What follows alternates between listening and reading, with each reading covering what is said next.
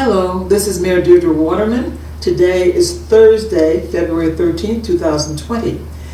We are here today with my Deputy Mayor, Jane Vice DeCessis, and to my right, our CFO, Erwin Williams, to give a financial report that our Finance Director was unable to give at last Tuesday, February 11th council meeting because the council president and the council voted to take almost all of the agenda items off of the agenda.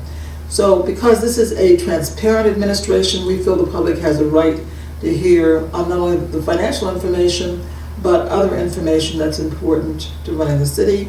We want to make sure that you get accurate financial records. We've worked diligently to that. And also we have been supported by the fact that this is the third year, last year in a row, that we have had perfect audit findings, not one remark. We want to continue that, and we do that by giving you clear financial records. In addition to the fact, we've won 2 awards in a row from the GFOA, which is the highest financial awarding any city can get. So with that, I'm going to have Deputy Mayor talk about the circumstances in which she tried to present this report for review at last council's meeting, and the reason why we are going to give it to you today. Deputy Mayor? You know, as the Deputy Mayor, I'm responsible for preparing the agenda, and the finance report that you're about to hear is prepared annually, and the message that he's going to give is an update. I truly don't understand why the City Council decided to postpone this report. It is something that's done regularly, and I can attest that the work is prepared by the Finance Director. He submits it on an annual basis. For whatever reason, unfortunately, we were not allowed to address this report before the City Council. But I do wish the public to know that we stand behind the work of the Finance Director. And again, as I said, I don't understand why we were not allowed to present this. I am a little confused by that. However, this is an important report, and I'm glad that we're here to have him now go over this report with you. And at this point, I want to again have Mr. Erwin Williams, who in his role as Finance Director is presenting this. He is from the firm of Plante Moran, and the firm of Plante Moran has also audited all his statements and stands behind this as true and current information for the public. Thank you. In my role as the Finance Director for the City of Pontiac, it is my duty to make sure that the city is being fiscally responsible. Accordingly, I prepared a budget actual report for all funds, which I'm holding right here, for the 6 months ended December 31st, 2019. I'm pleased to report that expenditures in all funds were under budget, except for the following. Now, there are reasons why some of the other funds were over budget, which will I explain in the next few minutes. If we could take a look at the chart over on the screen, we'll see that there were 4 funds that were over budget for the 6 months. Local streets, youth rec, capital improvements, and drug enforcement. I will now take a few minutes to explain the reasons for the overages in each of these funds. Let's first talk about the local streets fund. A budget amendment rollover of $700,000 for local street projects under contract and partially completed in the prior year have not been approved by council. As a result, the budget line items are showing 0, and we have all the expenditures against that causing negative variances. The next fund that we want to look at is the Youth Rec Fund. The reason that the Youth Rec Fund is over budget is that there has been a delay in approving the purchase of the Pyrex Center, resulting in unbudgeted lease payments of $26,000 a month. Over the 12-month period, we will be over $300,000 over budget on this line item. Coupled with this is the fact that because we have unfilled staff positions, we have incurred overtime at the center. Next, let's take a look at the Capital Improvements Fund. Capital Improvements Fund is over budget for 3 reasons. First of all, we had the emergency replacement of boilers in 3 of the fire stations, which were unbudgeted. Second of all, we had repairs to the mausoleum at the Ottawa Cemetery in the amount of $28,000, which is also unbudgeted. For the 50th courthouse renovation expenses, they have been completed earlier than expected. As a result, there's a timing difference between the budget and the actual results. The last fund that's over budget is only because of cell phone usage. It is just simply an under budgeted line item for the beginning of the year that we will correct in the coming year. In the general fund, every department in the general fund, except for the city attorney's department, was under budget. If we take a look at the chart, we can see that here's a listing of all the departments within the general fund, and we can see that the attorney's fund is already at 99.93% of budget.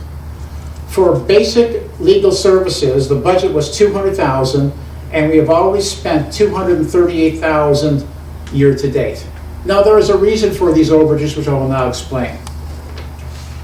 First of all, the city attorney's budget was cut by 50% from the prior year. In the prior year, we had a $100,000 line item in the parking fund for litigation services, which the council removed.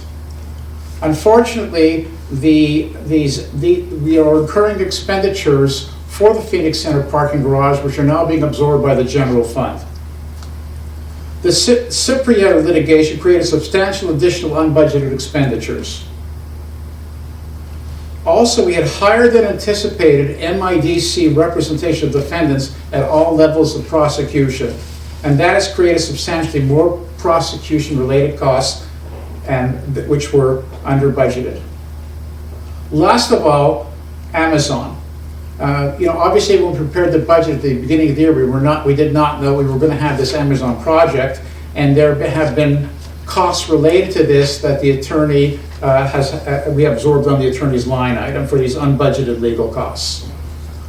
Overall, what I've just said to you basically is that we are doing very well for where we are at this point in the year. The general fund, the mayor's budget, the council's budget, and all other departments are where they should be for this point of the year. We're under budget. The only funds that I just explained to you, these 4 special revenue funds were over budget, but as you can see, we have valid explanations for the reason for these overages. Mayor, I pass it back to you. Thank you for that report. So this was the report that you had tried to give to council yesterday. Were you allowed to present this? No, I was not allowed to present. In fact, the entire agenda was dismissed, and I was not given the opportunity to present the report. And you represent this as the true report with the accurate figures as summarized from this, all this line item that This is the budget by line item for every department within every fund. Okay. Were you at any point asked to change the facts as you saw them accurately in the report? There have been several instances. One is where when we were trying to bring the janitorial services back in-house, I was asked to take their line item for council expenditures that they have, which they did not spend. And as you know, when items are not spent, they go back into the general fund, the unassigned general fund. Okay. He was asking me to roll those forward into the new year, which is not allowed. All right. Okay. Also, he's come to my office several times, circumventing the rules and regulations where his request, first of all, should be to me in writing via email, and second of all, need to come through the mayor's office, not directly to me. It's the mayor. I work for the mayor, and it's his responsibility to go to the mayor, and the mayor direct me how to respond. And you felt you should not be bullied into changing things that you need to be accurate and correct? I was not going to be bullied to changing things. I thank you for that. Now, this completes the report for this? Yes. All right. Thank you. We wanted to give that to the public so that you would know what the actual facts are in terms of the CFO.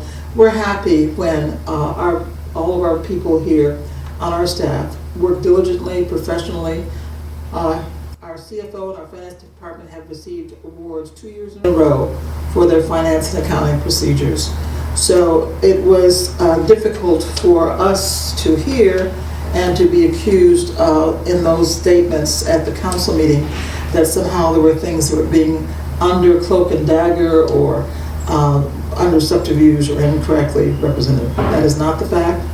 And to make sure that the public knows that the council is getting all the information that we have. And we're going to give them this complete set of records, every line item here in the city, just to make sure that there is no possible way of accusing our CFO for withholding information. So that stands where we are. We will have put this on the agenda again, as well as the other items. We have a lot of important business for the city.